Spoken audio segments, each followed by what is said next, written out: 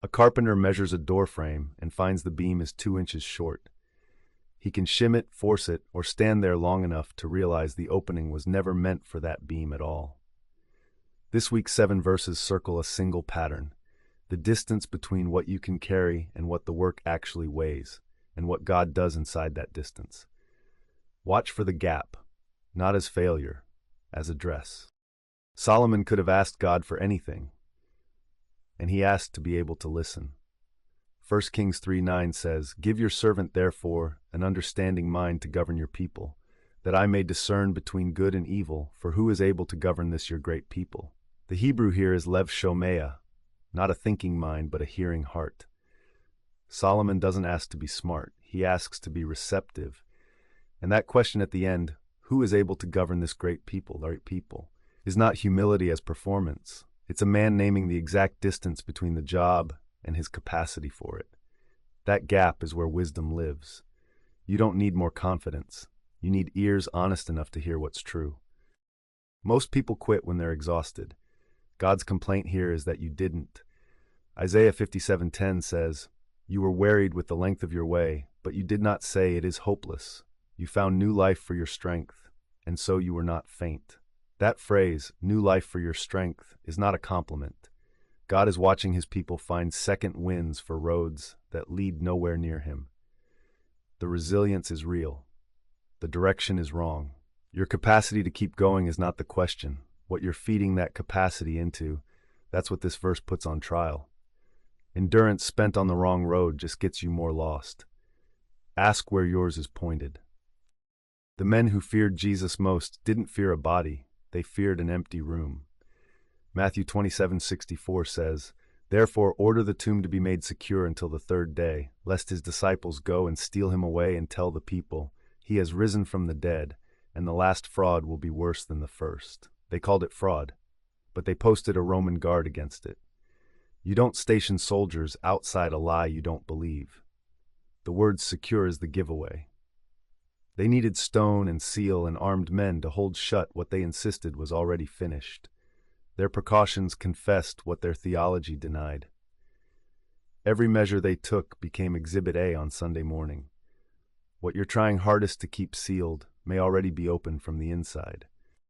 Nobody drifts on purpose. That's what makes drifting so dangerous.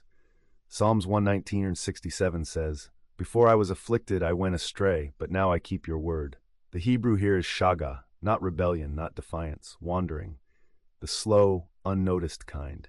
You didn't storm off, you just stopped paying attention. And God's response wasn't a lecture, it was pressure. The affliction became the thing that made the word necessary again. Not optional, not inspirational, but load-bearing. The only solid ground under a life that had quietly shifted. The pain you resent may be the only voice loud enough to bring you back. Ancient law gave new mothers something modern culture still won't: enforced rest. Leviticus 12:5 says, "If she bears a female child, then she shall be unclean 2 weeks, as in her menstruation, and she shall continue in the blood of her purifying for 66 days. 66 days. Not a punishment, a count. God numbered the days of a woman's recovery and wrote them into covenant law. The phrase blood of her purifying names something we still struggle to say, that bringing life forward costs the body, and the cost deserves a season. This was not exclusion. It was a boundary drawn around a woman so the world could not rush her back before she was ready. The God who counts stars also counted a mother's healing days. He has not stopped counting yours. Courts need witnesses. God walked into his own courtroom and took the stand himself. Micah 1:2 says, "Hear you peoples, all of you. Pay attention, O earth, and all that is in it, and let the Lord God be a witness against you, the Lord from his holy temple." That word against, not for, not about. Against. This is forensic language from an 8th century prophet in a backwater town, and he opens not with Israel's sins, but with a subpoena served on the entire earth. God doesn't send an angel to testify. He speaks from the temple where his holiness is undiluted, which means his testimony cannot be cross-examined. He saw it. He will say it. You don't need God to notice. He already has. The question is whether you want him speaking for you or against you. The disciples argued rank while a child stood there, owning nothing, owed nothing.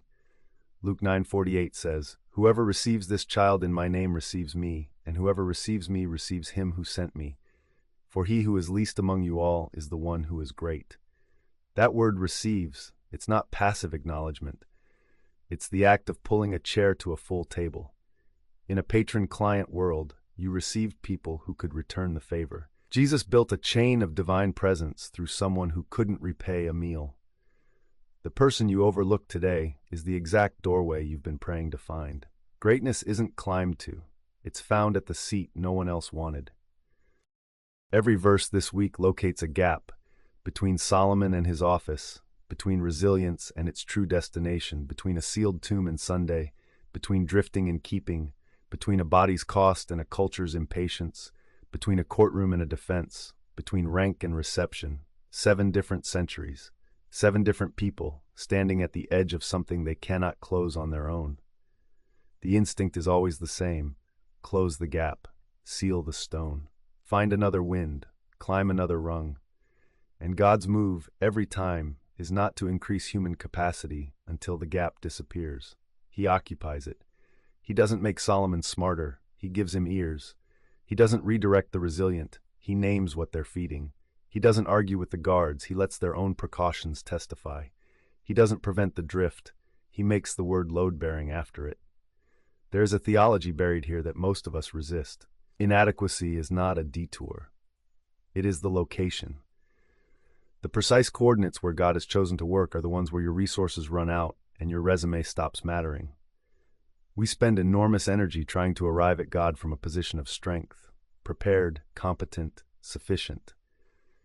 These verses suggest He is not waiting at the end of your sufficiency. He is standing in the middle of your shortage. That changes what faithfulness looks like on a Tuesday. It means the moment you feel the gap between the parenting your child needs and what you have left, between the integrity the situation demands and the fatigue pulling you sideways, that moment is not evidence of failure. It is a doorway, not because the gap feels holy, it rarely does, but because God has a pattern, and the pattern is consistent. He fills what you cannot, and He starts where you stop. So the question for your study this week: where are you spending the most energy trying to close a gap that God may be asking you to stand inside? Next week brings 7 new verses, and with them another thread you will not see coming until it is already woven. Subscribe so you catch both the daily verse and the weekly pattern that ties them together. The God who works in your shortage is not waiting for you to become enough. He already began.